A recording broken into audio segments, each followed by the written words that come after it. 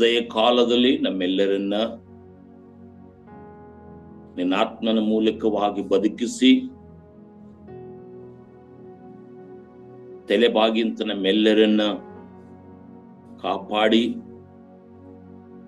ರಕ್ಷಿಸಿ ನಮ್ಮ ಅಗತ್ಯತೆಗಳನ್ನು ಪೂರೈಸಿ ಈ ದಿನದಲ್ಲಿ ನಮ್ಮ ಆಯುಷ್ಕಾಲವನ್ನ ಈ ದಿನಕ್ಕೆ ಕೂಡಿಸಿರುವುದಕ್ಕಾಗಿ ನಿನ್ನ ಪಾದಕ್ಕೆ ಕೋಟಿ ಕೋಟಿ ಸ್ತೋತ್ರ ಸಲ್ಲಿಸ್ತಾ ಇದ್ದೇವೆ.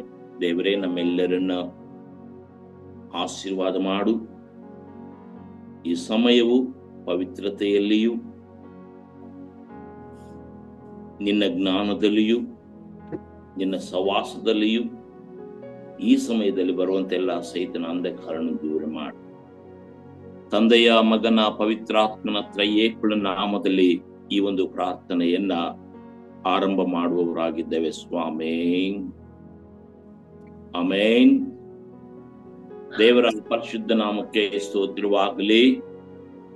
ದೇವರು ಕೊಟ್ಟಿರುವಂತಹ ಈ ಸುಸಮಯಕ್ಕಾಗಿ, ಈ ಸಮಯವನ್ನು ಒದಗಿಸಿಕೊಟ್ಟಂತ ಸಮಸ್ತ ಎಲ್ಲ ಅಧಿಕಾರಿಗಳಿಗಾಗಿಯೂ, ಸೇರಿ ಬಂದಂತ ಎಲ್ಲ ಜೊತೆ ಸೇವಕರುಗಳಿಗಾಗಿಯೂ, ಎಲ್ಲಾ ವಿಶ್ವಾಸಿಗಳಿಗಾಗಿಯೂ ಪ್ರಭು ಕ್ರಿಸ್ತನ ನಾಮದಲ್ಲಿ ವಂದನೆಯನ್ನ ಸಲ್ಲಿಸುವನಾಗಿದ್ದೇನೆ. ಇಂದು ನಾವು ಯೆಶಾಯನ ಪ್ರವಾದನೆ ಗ್ರಂಥ 49ನೇ ಅಧ್ಯಾಯ 1ರಿಂದ 26 ವಚನಗಳವರೆಗೂ ನಾವು ಧ್ಯಾನ ಮಾಡೋಣ. ಪ್ರಿಯ ಕ್ರೈಸ್ತ ಬಂಧುವೇ, ಈ ದಿನದಲ್ಲಿ ನಾವು 49ನೇ ಅಧ್ಯಾಯವನ್ನು ನಾವು 2 ಭಾಗಗಳಾಗಿ ವಿಂಗಡಿಸಬಹುದು. ಕಳೆದ 3 ದಿನಗಳಿಂದಲೂ ನಾವು 47, 48, 46, 47, 48 3 ಅಧ್ಯಾಯಗಳು ಶ್ರೇಷ್ಠವಾದಂತ ಬೋಧಕರುಗಳಿಂದ ದೇವರು ನಮ್ಮನ್ನು ಎಚ್ಚರಿಸಿದ್ದಾನೆ. ಇವತ್ತು 49ನೇ ಅಧ್ಯಾಯವು ಇದು ಪ್ರತ್ಯೇಕವಾದಂತ ಅಧ್ಯಾಯವಾಗಿದೆ. ಈ ಅಧ್ಯಾಯವು ನಮಗೆ ಕಲಿಸಿಕೊಡುವಂತ ಮುಖ್ಯ ಪಾಠ. ಈ ಅಧ್ಯಾಯದಲ್ಲಿ 2 ಭಾಗಗಳನ್ನ ನಾವು ಮಾಡಬಹುದು. ಮೊದಲನೇ ಭಾಗ ಯೆಹೋವನ ಸೇವಕನ ಸರ್ವ ಶ್ರೇಷ್ಠ ಕರ್ತವ್ಯ. 2ನೇ ಭಾಗ ಚಿಯೋನೆಂಬ ತಾಯಿ ಕಳೆದುಕೊಂಡ ಮಕ್ಕಳ ಪುನರಾಗಮನ ಅಂತಕ್ಕಂಥದ್ದು. ಪ್ರಿಯ ದೇವರ ಮಕ್ಕಳೇ, ಇವತ್ತು ವಿಶೇಷವಾದಂಥ ದಿನ, ಶಿಕ್ಷಕರ ದಿನಾಚರಣೆ ಎಂಬುದಾಗಿ, ಟೀಚರ್ಸ್ ಡೇ ಎಂಬುದಾಗಿ ನಾವೆಲ್ಲರೂ ಕೂಡ ನಾವು ಟೀಚರ್ ಆಗಿದ್ದೇವೆ. ದೇವರು ನಮ್ಮೆಲ್ಲರನ್ನು ಈ ದಿನದಲ್ಲಿ ಆಯ್ಕೆ ಮಾಡಿಕೊಂಡು ಬೋಧಕರಾಗಿ ಯೇಸುಸ್ವಾಮಿನ ಅಂಗೀಕರಿಸಿಕೊಂಡಂತ ಪ್ರತಿಯೊಬ್ಬೊಬ್ಬರು ಕೂಡ ಬೋಧಕರೇ ಎಂಬುದಾಗಿ ತಿಳ್ಕೊಳ್ಬೇಕು. ಯಾಕಂತ ಹೇಳಿದ್ರೆ ಯೋಹಾನ್ ಬರೆದ ಸುವಾರ್ತೆ 1ನೇ ಅಧ್ಯಾಯ 12ನೇ ವಚನದಲ್ಲಿ ಹೇಳ್ತದೆ, ಯಾರ್ಯಾರು ಆತನನ್ನು ಅಂಗೀಕರಿಸಿಕೊಂಡರೂ ಅವರಿಗೆ ದೇವರ ಮಕ್ಕಳಾಗುವ ಅಧಿಕಾರ ಕೊಟ್ಟನು ಎಂಬುದಾಗಿ. ದೇವರ ಮಕ್ಕಳು ಅವರು ಎಲ್ಲರೂ ಕೂಡ ಯೇಸು ಸ್ವಾಮಿಯ ಬೋಧಕರು. ಈ ದಿನದಲ್ಲಿ ಈ 49ನೇ ಅಧ್ಯಾಯ ಪ್ರಾರಂಭದಲ್ಲಿ ಒಂದು ಮಾತು ಬರೆಯಲ್ಪಟ್ಟಿದೆ, ದೀಪ ನಿವಾಸಿಗಳೇ, ದ್ವೀಪ ನಿವಾಸಿಗಳೇ ಎಂಬುದಾಗಿ. ದೀಪ ನಿವಾಸಿಗಳೇ, ನನ್ನ ಕಡೆಗೆ ಕಿವಿಗೊಡಿರಿ, ದೂರದ ಜನಾಂಗಗಳೇ ಆಲಿಸಿರಿ. ನಾನು ಗರ್ಭದಲ್ಲಿದ್ದಾಗಲೇ ಯೆಹೋವನು ನನ್ನನ್ನು ಕರೆದನು, ತಾಯಿಯ ಉದರದ ಅಂದಿನಿಂದಲೂ ನನ್ನ ಹೆಸರನ್ನು ಹೇಳುತ್ತಿದ್ದಾನೆ ಎಂಬುದಾಗಿ. ಯೆಹೋವನ ಸೇವಕನ ಶ್ರೇಷ್ಠ ಕರ್ತವ್ಯ ಏನಂತ ಹೇಳಿದ್ರೆ, ಅದು ಸೇವಕನ ಅನಿಸಿಕೆಗಳು. 1ರಿಂದ 5 ವಚನಗಳು ಯೆಹೋವನ ಸೇವಕನ ಅನಿಸಿಕೆಗಳು. ಆತನ ಅನಿಸಿಕೆಗಳೇನಂತ ಹೇಳಿದ್ರೆ, ನನ್ನ ಬಾಯಿಯನ್ನು ಹದವಾದ ಖಡ್ಗವನ್ನಾಗಿ ಮಾಡಿ ತನ್ನ ಕೈಯ ಬೆರಳಿನಲ್ಲಿ ನನ್ನನ್ನು ಒದಗಿಸಿದ್ದಾನೆ. ನನ್ನನ್ನು ಚೂಪಾದ ಬಾಣವನ್ನಾಗಿ ರೂಪಿಸಿ ತನ್ನ ಬತ್ತಳಿಕೆಯಲ್ಲಿ ಮುಚ್ಚಿಟ್ಟಿದ್ದಾನೆ. ಆತನು ನನಗೆ, ನೀನು ನನ್ನ ಸೇವಕನೋ, ನಾನು ಪ್ರಭಾವ ಹೊಂದಬೇಕಾದ ಇಸ್ರಾಯೇಲನು ಆಗಿದ್ದಿ ಎಂದು ಹೇಳಿದನು. ಅದಕ್ಕೆ ನಾನು, ನನ್ನ ಪ್ರಯಾಸವು ವ್ಯರ್ಥ, ನನ್ನ ಶಕ್ತಿಯೆಲ್ಲ ವೃಥಾ ಮಾಡದೆ ಆಳೆ ಬರೇ ಗಾಳಿಯೇ. ಆದರೂ ನನ್ನ ನ್ಯಾಯವು ಯೆಹೋವನಲ್ಲಿದೆ, ನನಗೆ ಲಾಭವು ನನ್ನ ದೇವರಿಂದಲೇ ಆಗುವುದು ಅಂದುಕೊಂಡೆನು. ಆಹಾ, ನಾನು ಯೆಹೋವನ ದೃಷ್ಟಿಯಲ್ಲಿ ಮಾನ್ಯನು, ನನ್ನ ದೇವರೇ ನನಗೆ ಬಲವು. ಯಾಕೋಬನನ್ನು ತನಗೆ ಸೇರಿಕೊಳ್ಳಬೇಕೆಂತಲೂ ಇಸ್ರಾಯೇಲು ತನ್ನ ಕಡೆಗೆ ಕೂಡಿ ಬರಬೇಕೆಂತಲೂ ನಾನು ಗರ್ಭದಲ್ಲಿಯೇ ನನ್ನನ್ನು ತನ್ನ ಸೇವಕನನ್ನಾಗಿ ರೂಪಿಸಿದನಲ್ಲವೇ ಎಂಬುದಾಗಿ. ಪ್ರಿಯ ದೈವ ಮಕ್ಕಳೇ, ಈ ದಿನದಲ್ಲಿ ಶ್ರೇಷ್ಠ ಸೇವಕನ ಅನಿಸಿಕೆಗಳನ್ನ 1ರಿಂದ 5 ಭಾಗಗಳಲ್ಲಿ ನಾವು ನೋಡುತ್ತೇವೆ. ಶ್ರೇಷ್ಠ ಸೇವಕನ ಮುಖ್ಯ ಅನಿಸಿಕೆಗಳು ಯಾವ ರೀತಿಯಲ್ಲಿ ಇರ್ತದೆ ಅಂತ ಹೇಳಿದ್ರೆ, ಕೆಲವೊಂದು ವಚನಗಳನ್ನ ನಾವು ಧ್ಯಾನ ಮಾಡುವಾಗ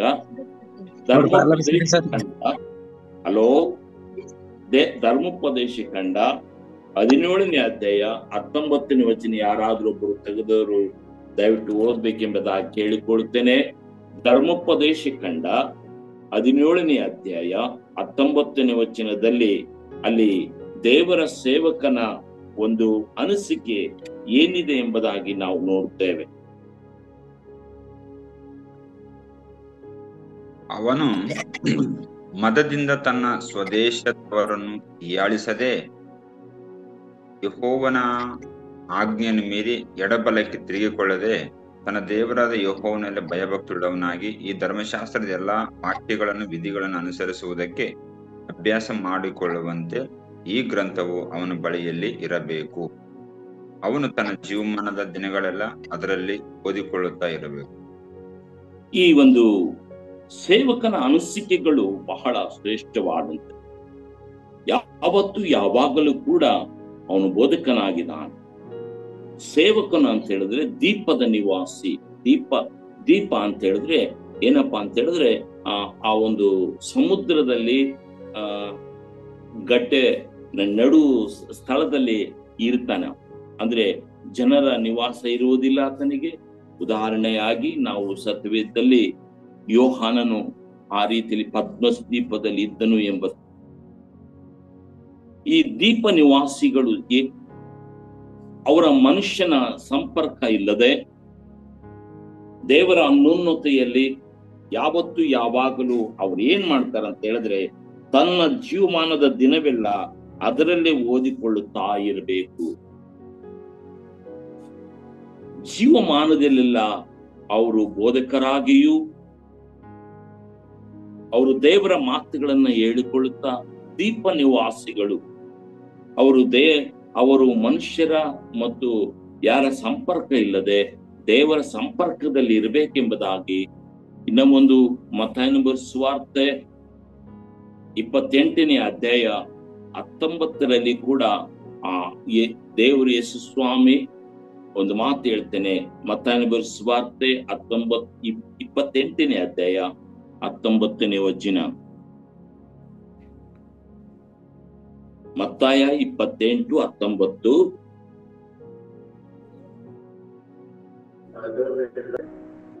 ಆದುದರಿಂದ ನೀವು ಹೊರಟು ಹೋಗಿ ಎಲ್ಲಾ ದೇಶಗಳ ಜನರನ್ನು ಶಿಷ್ಯರನ್ನಾಗಿ ಮಾಡಿರಿ. ಅಂದ್ರೆ ಅವರಿಗೆ ಕಲಿಸಿಕೊಡಿರಿ, ಶಿಷ್ಯರನ್ನಾಗಿ ಮಾಡಿರಿ. ಶಿಷ್ಯರನ್ನಾಗಿ ಅಂತ ಹೇಳಿದ್ರೆ ಈ ದಿನದಲ್ಲಿ ಅವರನ್ನು ಶಿಷ್ಯರನ್ನಾಗಿ ಮಾಡಿರಿ. ಮುಂದೆ ಈ ಶಿಷ್ಯನೇ ಮುಂದೆ ಬೋಧಕನಾಗುತ್ತಾನೆ. ನೀವು ಹೊರಟು ಹೋಗಿ ಶಿಷ್ಯರನ್ನಾಗಿ ಮಾಡಿರಿ ಎಂಬುದಾಗಿ, ವಿಶ್ವಾಸಿಗಳನ್ನಲ್ಲ ಶಿಷ್ಯರನ್ನಾಗಿ ಮಾಡಬೇಕು ಎಂಬುದಾಗಿ. ಸರ್ವಶ್ರೇಷ್ಠನ ಸೇವಕನ ಅನಿಸಿಕೆ ಏನಪ್ಪಾ ಅಂತ ಹೇಳಿದ್ರೆ, ಆತನು ಮನುಷ್ಯರನ್ನ ಶಿಷ್ಯರನ್ನಾಗಿ ವಿಶ್ವಾಸಿಗಳನ್ನ ಮುಂದಿನ ದಿನಗಳಲ್ಲಿ ಅವರನ್ನು ಬೋಧಕರನ್ನಾಗಿಯೂ ಅವರನ್ನು ಶಿಕ್ಷಕರನ್ನಾಗಿ ತಯಾರು ಮಾಡುವಂಥದ್ದು ಯೇಸು ಸ್ವಾಮಿ ಕೊಟ್ಟಂತ ಮಹಾ ಶ್ರೇಷ್ಠವಾದಂತ ಒಂದು ಭಾಗ. ಯಾಜಕ ಕಂಡ 10ನೇ ಅಧ್ಯಾಯ 11ನೇ ವಚನದಲ್ಲಿ ಕೂಡ ಒಂದು ಮಾತು ಬರೆಯಲ್ಪಟ್ಟಿದೆ. ಯಾಜಕ ಕಂಡ 10ನೇ ಅಧ್ಯಾಯ 11ನೇ ವಚನ. ಯಾಜಕ ಕಂಡ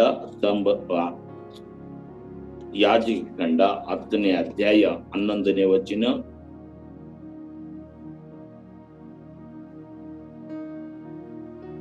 ಯೇಸುವೆ,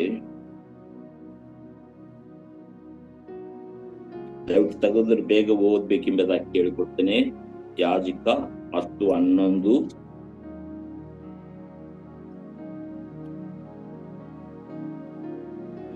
ಯೆಹೋವನು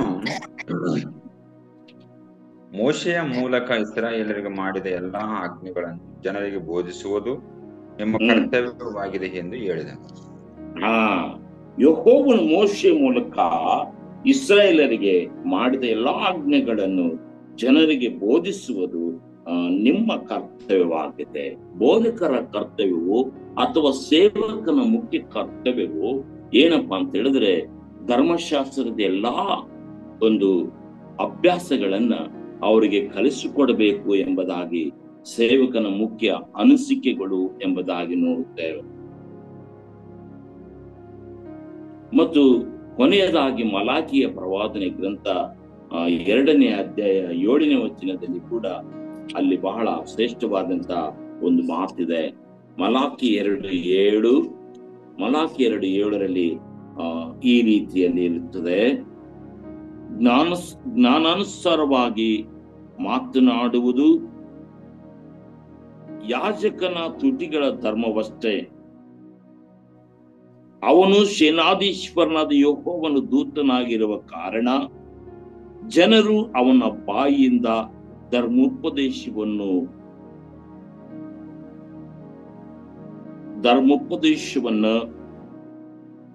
ಕೇಳಿಕೊಳ್ಳತಕ್ಕದ್ದು. ಈ ಒಂದು ಎಲ್ಲಾ ಭಾಗಗಳು, ಈ ಎಲ್ಲಾ ವಚನಗಳು ಹೇಳುವಂತ ಮುಖ್ಯ ಸೇವಕನ ಶ್ರೇಷ್ಠತೆ ಕುರಿತು ಅಥವಾ ಸೇವಕನ ಅನಿಸಿಕೆಗಳನ್ನು ಕುರಿತು ನಾವು ನೋಡುತ್ತೇವೆ. ಅದೇ ರೀತಿಯಲ್ಲಿ ಸೇವಕನ ಆಶೀರ್ವಾದಂತ ಮಾತುಗಳು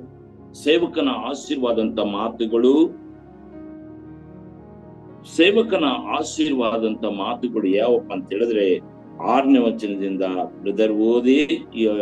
ಯೆಶಾಯನ ಪ್ರವಾದನೆ ಗ್ರಂಥ 49ನೇ ಅಧ್ಯಾಯ 6ನೇ ವಚನದಿಂದ ಆತನ ಆಶೀರ್ವಾದಂತ ಮಾತುಗಳು, ಸೇವಕನ ಆಶೀರ್ವಾದಂತ ಮಾತುಗಳು ಯಾವ ರೀತಿಯಲ್ಲಿ ಇರುತ್ತದೆ. ಆತನೇ ಹೀಗೆ ಈಗ ಅನ್ನುತ್ತಾನೆ: ನೀನು ನನ್ನ ಸೇವಕನಾಗಿ ಮಾಡಬೇಕಾದವುಗಳಲ್ಲಿ ಯಾಕೋಬಿನ ಕುಲಗಳನ್ನು ಉನ್ನತಪಡಿಸುವುದು, ಇಸ್ರಾಯೇಲ್ನಲ್ಲಿ ರಕ್ಷಿತರಾದವರನ್ನು ತಿರುಗಿ ಬರಮಾಡುವುದು ಅಲ್ಪ ಕಾರ್ಯವೇ ಸರಿ. ನನ್ನ ರಕ್ಷಣೆಯು ಲೋಕದ ಕಟ್ಟ ಕಡೆಯವರೆಗೆ ವ್ಯಾಪಿಸುವಂತೆ ನಿನ್ನನ್ನು ಅನ್ಯ ಜನಾಂಗಗಳಿಗೂ ಬೆಳಕನ್ನಾಗಿ ಕರೆಸು. ನೋಡಿ, ಅನ್ಯ ಜನಾಂಗಗಳಿಗೆ ನಿನ್ನನ್ನ, ಈ ಸೇವಕನನ್ನ ಬೆಳಕನ್ನಾಗಿಯೂ ಈ ಲೋಕದಲ್ಲಿ ಇಡುತ್ತೇನೆ ಎಂಬುದಾಗಿ ದೇವರು ಆಶೀರ್ವಾದದ ಮಾತುಗಳನ್ನ ಹೇಳುತ್ತಾ ಇದ್ದಾನೆ. ಒಂದು 7ನೇ ವಚನ ಬ್ರದರ್: ಮನಪೂರ್ವಕವಾಗಿ ತಿರಸ್ಕರಿಸಲ್ಪಟ್ಟವನೋ ಅನ್ಯ ಜನಾಂಗಕ್ಕೆ ಅಸಹ್ಯನು, ಜನರೊಡನೆ ಸೇವಕನು ಆದವನಿಗೆ ಇಸ್ರಾಯೇಲಿನ ವಿಮೋಚಕನು ಸದಮನ ಸ್ವಾಮಿಯಾದಂತ ಯೆಹೋವನು ಹೀಗೆ ಹೇಳುತ್ತಾನೆ: ಯೆಹೋವನು ಪ್ರಾಮಾಣಿಕತೆಯನ್ನು, ಇಸ್ರಾಯೇಲಿನ ಸದಮನ ಸ್ವಾಮಿಯನ್ನು, ನಿನ್ನನ್ನು ಪರಿಗಣಿಸುವುದನ್ನು ಅರಸರು ನೋಡಿ ಎದ್ದು ನಿಲ್ಲುವರು ಎಂಬುದಾಗಿ. ನೋಡ್ರಿ, ಆ ಒಂದು ಸೇವಕನನ್ನು ನೋಡಿ ಆ ಸೇವಕನಿಗೆ ಅರಸರು ಕೂಡ ಗೌರವ ಕೊಡುತ್ತಾರೆ. ಎಷ್ಟಕ್ಕೊಂದು ಆಶೀರ್ವಾದ ಸೇವಕನಿಗೆ ಇರುತ್ತದೆ ಎಂಬುದಾಗಿ ಈ ವಾಕ್ಯ ಭಾಗದಲ್ಲಿ ನಾವು ನೋಡ್ತೇವೆ. ಸೇವಕನು ಅಂತ ಹೇಳಿದ್ರೆ ಮಿನಿಸ್ಟರ್ ಎಂಬುದಾಗಿ ಕೂಡ ನಾವು ಬೈಬಲ್ ಕಾಲೇಜಿನಲ್ಲಿ ಕಲಿಯುವಾಗ ಕೂಡ ಹೇಳ್ತಾ ಇದ್ವಿ. ಸೇವಕನಂದ್ರೆ ಅಷ್ಟು ಸಾಮಾನ್ಯ. ಅರಸರು ಕೂಡ ಎದ್ದು ಅವರಿಗೆ ನಮಸ್ಕಾರ ಹೊಡೆಯುತ್ತಾರೆ, ಅವರಿಗೆ ಅನ್ಯೋನ್ಯತೆಯಾಗಿ ಅವರಿಗೆ ಎದ್ದು ನಿಲ್ಲುತ್ತಾರೆ, ಅವರಿಗೆ ಗೌರವ ಕೊಡ್ತಾರೆ ಎಂಬುದಾಗಿ. ಸೇವಕನ ಮುಖ್ಯ ಒಂದು ಆಶೀರ್ವಾದ ಹೇಗಿದೆ ಅಂತ ಹೇಳಿದ್ರೆ, ಈ ಲೋಕದಲ್ಲಿ ಅವರಿಗಿರುವಂತ ಗೌರವವು ಬಹಳ ಅಮೂಲ್ಯವಾದಂತೆ, ಅವರಿಗಿರುವಂತ ಗೌರವವು ಶ್ರೇಷ್ಠವಾದ, ಅವರಿಗಿರುವಂತ ಆಶೀರ್ವಾದಗಳು ಬಹಳ ಪ್ರಾಮುಖ್ಯವಾದಂಥದ್ದು. ಸೇವಕರು ಬಹಳ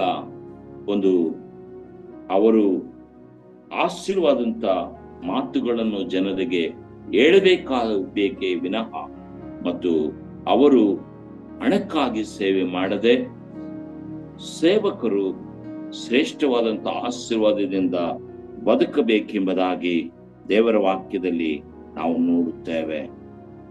ಯಾಕಂತೇಳಿ 8ನೇ ವಚನದಲ್ಲಿ ಇದೇ ಯೆಹೋವನ ನುಡಿ, ಈ ಪ್ರಸನ್ನತೆಯ ಕಾಲದಲ್ಲಿ ನಿನಗೆ ಸದುತ್ತರವನ್ನು ದಯಪಾಲಿಸಿದ್ದೇನೆ, ಈ ರಕ್ಷಣೆಯ ದಿನದಲ್ಲಿ ನಿನಗೆ ಸಹಾಯ ಮಾಡಿದ್ದೇನೆ, ನಾನು ನಿನ್ನನ್ನು ಕಾಪಾಡುತ್ತಾ ಜನರಿಗೆ ಒಡಂಬಡಿಕೆಯ ಆಧಾರವನ್ನಾಗಿ ನೇಮಿಸಿ, ಬಂಧುಗಳಿಗೆ ಹೊರಟು ಹೋಗಿರಿ, ಕತ್ತಲಲ್ಲಿರುವವರಿಗೆ ಬೆಳಕಿಗೆ ಹೊರಡಿರಿ ಎಂದು ಅಪ್ಪಣೆ ಕೊಟ್ಟು ಹಾಳಾಗಿದ್ದ ಸ್ವಾಸ್ಥ್ಯಗಳನ್ನು ಅವರಿಗೆ ಹಂಚಿ ದೇಶವನ್ನು ಜೀರ್ಣೋದ್ಧಾರ ಮಾಡುವೆನು. ಸೇವಕನು ಜನರನ್ನ ಆ ರೀತಿಯಲ್ಲಿ ಉತ್ಸಾಹಗೊಳ್ಳಬೇಕು, ಉಜ್ಜೀವನವನ್ನ ಕಲಿಸಿಕೊಡಬೇಕು ಎಂಬುದಾಗಿ ಸೇವಕನನ್ನ ಸಭೆಯೊಳಗೆ ಇಟ್ಟಿರುತ್ತಾನೆ. ಅವರಿಗೆ ಹೋಗ್ರಿ ನೀವು, ಅವರು ಭಯಂಕರವಾದಂಥವರು, ಅವರಿಗೆ ಬೇಕಾದಂತ ಆಶೀರ್ವಾದಂತ ಮಾತುಗಳನ್ನ ಹೇಳ್ರಿ ಎಂಬುದಾಗಿ. ಅದೇ ರೀತಿಯಲ್ಲಿ 14ರಿಂದ ಹಿಡಿದು 26ನೇ 28ನೇ ವಚನದವರೆಗೆ ನಾವು ಓದುವಾಗ ಅಲ್ಲಿ ಆ ಒಂದು ಜನ ಏನ್ ಮಾಡ್ತಾ ಇದ್ದಾರೆ ಅಂತ ಹೇಳಿದ್ರೆ, ದೇವರು ನಮ್ಮನ್ನ ಕೈ ಬಿಟ್ಬಿಟ್ಟ ಎಂಬುದಾಗಿ ಆಲೋಚನೆ ಮಾಡ್ತಾ ಇದ್ದಾರೆ. ಚಿಯೋನ್ ಎಂಬ ತಾಯಿ ಕಳ್ಕೊಂಡ ಮಕ್ಕಳ ಪುನರಾಗಮನ, ಅವರು ಇಷ್ಟೆಲ್ಲ ಆಶೀರ್ವಾದ ಹೊಂದಿದ್ರೆ ಕಾಲಕ್ಕೂ, ಸೇವಕರು ಇಷ್ಟೆಲ್ಲ ಬಲವನ್ನು ಹೊಂದಿದ್ರೆ ಕಾಲಕ್ಕೂ, ಇನ್ನನ್ನು ದೇವರು ನಮ್ಮನ್ನು ಕೈ ಬಿಟ್ಟನೆ ಎಂಬುದಾಗಿ ಮನುಷ್ಯನು ಅಂದುಕೊಳ್ಳುವಂತ ರೀತಿಯಲ್ಲಿ ಇರುವಾಗ ದೇವರು ಹೇಳುವಂತ ವಚನ ಬ್ರದರ್, ದಯವಿಟ್ಟು 15-16 ಓದಿ.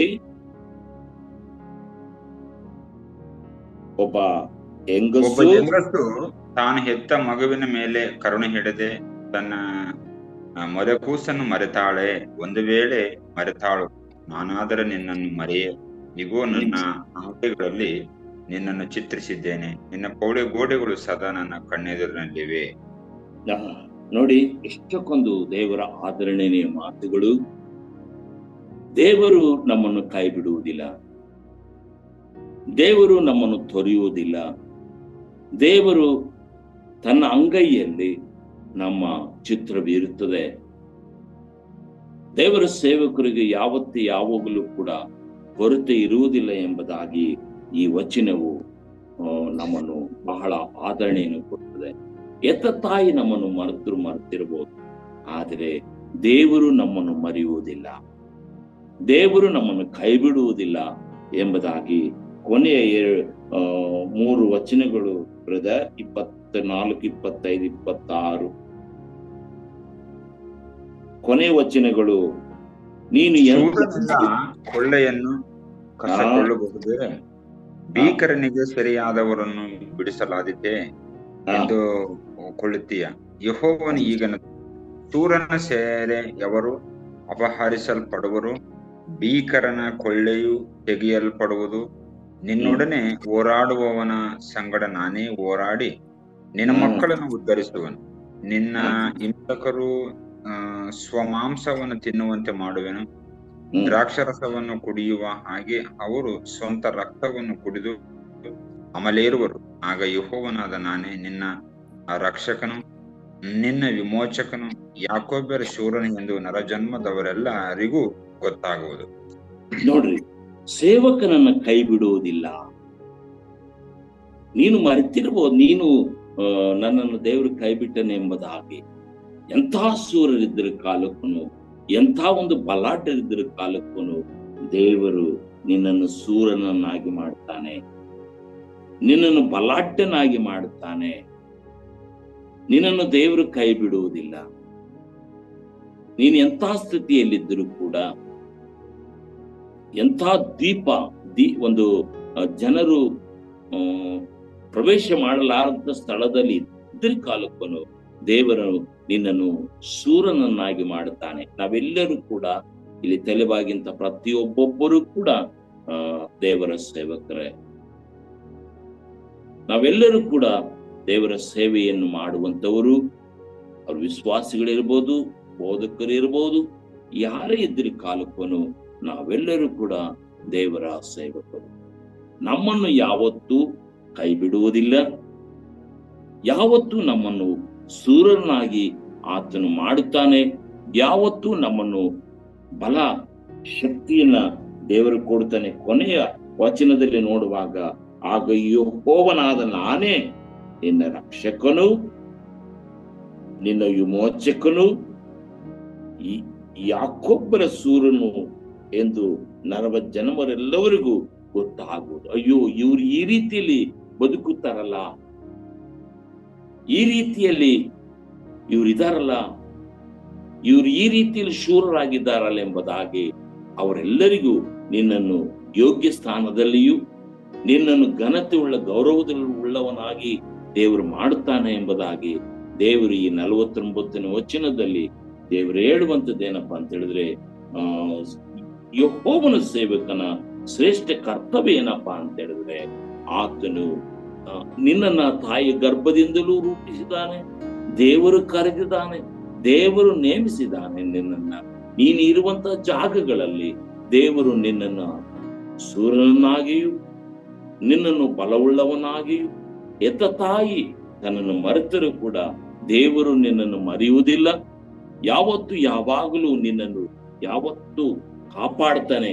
ನೀನು ಯಾವುದಕ್ಕೂ ಭಯಪಡದೆ ನೀನು ಯಾವತ್ತು ಸೂರ್ಯನಾಗಿದ್ದಿ ಎಂಬುದಾಗಿ ಈ ಒಂದು ಉದಯ ಕಾಲದಲ್ಲಿ 49ನೇ ವಚನದಲ್ಲಿ ಸೇವಕರಿಗೆ ದೇವರು ಬಲವನ್ನ ಶಕ್ತಿಯನ್ನು ಕೊಡುವಂತ ಮಾತುಗಳು ಈ ಒಂದು 49ನೇ ಅಧ್ಯಾಯದಲ್ಲಿ ನಾವು ಕಾಣುತ್ತೇವೆ. ಪ್ರಿಯ ದೈವ ಸೇವಕರೇ, ಈ ದಿನದಲ್ಲಿ ಕೂಡ ನಾವು ಕೂಡ ಶೂರರಾಗಿ ಈ ಲೋಕದಲ್ಲಿ ಸೋತು ಹೋಗದೆ ದೇವರು ನಮ್ಮನ್ನು ಅತ್ಯಧಿಕವಾಗಿ ಆಶೀರ್ವಾದ ಮಾಡ್ಲಿಕ್ಕಾಗುವಂತೆ ದೇವರು ಈ ಶ್ರೇಷ್ಠವಾದಂತ ಮಾತುಗಳನ್ನು ಆಶೀರ್ವಾದ ಮಾಡಲಿ.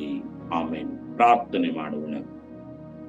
ಪರಮ ಪವಿತ್ರನಾದಂತ ತಂದೆಯಾದ ದೇವರೇ, 49ನೇ ಅಧ್ಯಾಯವನ್ನು ಯೆಶಾಯನ ಪ್ರವಾದನೆ ಗ್ರಂಥ ಸ್ವಾಮಿ ನಾವು ಧ್ಯಾನ ಮಾಡಲಿಕ್ಕಾಗುವಂತೆ ನೀನು ಕೊಟ್ಟಂತ ಒಂದು ಸುಂದರವಾದಂತ ವಾಕ್ಯಗಳಿಗಾಗಿ ನಿನಗೆ ಸ್ತೋತ್ರ ಸಲ್ಲಿಸ್ತೇವೆ. ಹೌದು ಸ್ವಾಮಿ, ನಾವೆಲ್ಲರೂ ನಿನ್ನ ಬೋಧಕರಾಗಿದ್ದೇವೆ ಅಪ್ಪ. ನಮ್ಮ ಕರ್ತವ್ಯಗಳು ಏನು, ನಮ್ಮ ಮಾರ್ಗಗಳು ಎಂಥವು, ನಾವು ಏನಾಗಿದ್ದೇವೆ ಎಂಬುದಾಗಿ ಕರ್ತನೆ ನೀನು ನಮ್ಮನ್ನು ಈ ಉದಯ ಕಾಲದಲ್ಲಿ ಪ್ರೋತ್ಸಾಹ ಮಾಡಿದಕ್ಕಾಗಿ ನಿನ್ನ ನಾಮಕ್ಕೆ ಕೋಟಿ ಕೋಟಿ ಸ್ತೋತ್ರ ಸಲ್ಲಿಸ್ತಾ ಇದ್ದೇವೆ. ಕಲ್ವರಿ ಚಾಪಲ್ ಟ್ರಸ್ಟ್ನ ಎಲ್ಲ ಅಧಿಕಾರಿಗಳನ್ನ, ಗುಣಶೇಖರ್ ಅಂಕಲ್ ಅವರನ್ನ ದೇವರೇ, ಅವರಿಗೆ ಕೊಟ್ಟಿರುವಂತ ಮಕ್ಕಳು ಮೊಮ್ಮಕ್ಕಳನ್ನ ದೇವರೇ, ಅವರ ಸೇವೆಯನ್ನ, ಅವ್ರು ಮಾಡುವಂತ ಪ್ರತಿಯೊಂದು ಕಾರ್ಯಗಳನ್ನ ಮತ್ತು ಉತ್ತರ ಕರ್ನಾಟಕದಲ್ಲಿ ಸೇವೆ ಮಾಡುವಂತ ಪಾಸ್ಟ್ ನವನೀತಯ್ಯನವರನ್ನ ದೇವರೇ, ಅವ್ರಿಗೆ ಕೊಟ್ಟಂತ ಕುಟುಂಬ ಮಕ್ಕಳನ್ನ, ಅವರ ಸೇವೆಯನ್ನ, ಅವ್ರು ಮಾಡುವಂತ ಪ್ರತಿಯೊಂದು ಕಾರ್ಯಗಳನ್ನ ಮತ್ತು ಅವರ ಜೊತೆಯಲ್ಲಿ ಸೇವೆ ಮಾಡತಕ್ಕಂಥ ನಮ್ಮೆಲ್ಲರನ್ನು ಕೂಡ ಆತ್ಮದಲ್ಲಿಯೂ ಜ್ಞಾನದಲ್ಲಿ ಮುನ್ನಡೆಸ್ತಿ ಎಂಬುದಾಗಿ ದೇವರೇ, ನಾವೆಲ್ಲರೂ ಶೂರರಾಗಿ ಈ ಲೋಕದಲ್ಲಿ ಬರುವಂತ ಎಲ್ಲಾ ಸೈತನ ಶೋಧನೆಗಳಿಂದ ತುಳಿದು ಅನೇಕ ಸೈತನ ಅಂಧಕಾರಗಳಿಂದ ನಾವು ಬಂಧಿತರಾಗದೆ ಶೂರರಾಗಿ ಈ ಲೋಕದಲ್ಲಿ ಸೇವೆ ಮಾಡುವಂತ ಬಲವನ್ನ ಶಕ್ತಿಯನ್ನು ಕೊಡುತ್ತಿ ಎಂಬುದಾಗಿ ಪ್ರಭುರಕ್ಷಕನು ಗುರುವಡಿಯನಾದಂತ ಯೇಸುವಿನ ಒಂದೇ ನಾಮದಲ್ಲಿ ಬೇಡಿ ಬಂದಿದ್ದೇವೆ ಸ್ವಾಮಿ. ಆಮೆನ್.